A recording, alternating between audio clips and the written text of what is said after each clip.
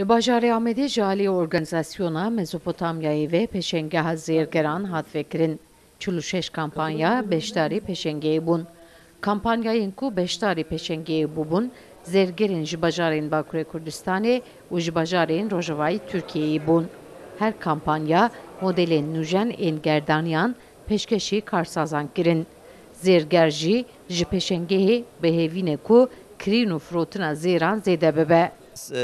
Cülemirgî me, xudanê Borsa Gold'ı me, Borsa Gold İstanbul'e, dikânekî me de jî wekî dîl Cülemirgê, em her sal têne nav Doğu Anadolu bölgesî, nav cihê Kurda, em fuarê xwe tînin, em zêrê xwe tanıtmışken, müşteriyet me Urfa'yê, Adıyaman'ê, Malatya'yê, Diyarbakır hemî tên li vêrê alışveriş gelmetken, her sal fuarê xwe em modelet nüttinin dene kuyumcuya yani zêringera malên me jî gele belgemitken malê me bixwajiye Borsa Gold'u hemî 22 ayare fuarekî xweş e. Modelê îsal Tirkî bênê qatlı set îsal evet 2 sala Covid nesaxiya Covid hebî 2 sal davet nehate kirin îsal qatlı set iştün nanê firnê çawa tê firotin ve sendik me hate firotin. Qatlı set eve ye. Eve elini açar mısın? Eve naveyo katlı sete 5 grama hatta 9 kilo heye. Se göre duruma müşteri ya mesela iki haske bu boka gele giranıp kirit an ya sevik kirit ona göre heye.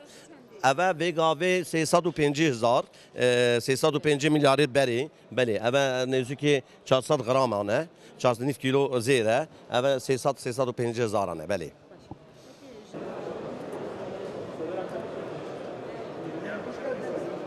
Pêşengeyê de mêvan û şandeyên ên ji dervê Tirkiyeyê hatibûn jî amade bûn. Şandeyeka ji zêrfiroşan ji 35 kesan pêk tê jî ji Herêma Kurdistanê hatibûn.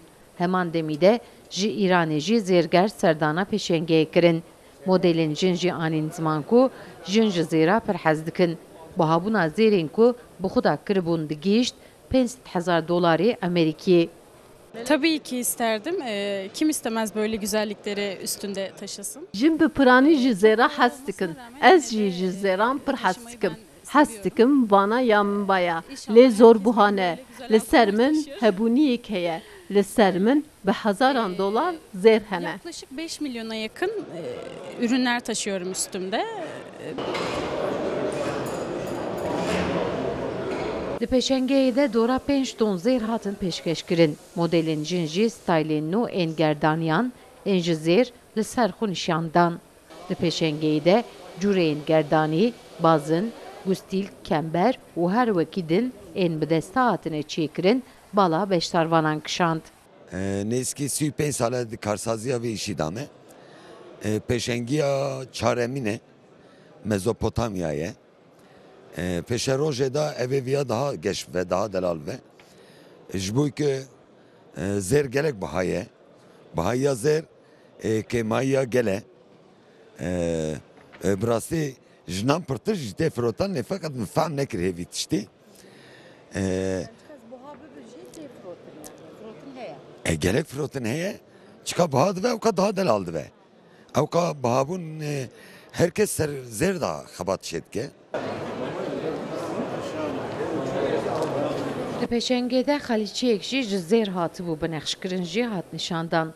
Xalîçe dora bi dirêjbûnê 2 mîtro bi firehî jî mîtroyek bû.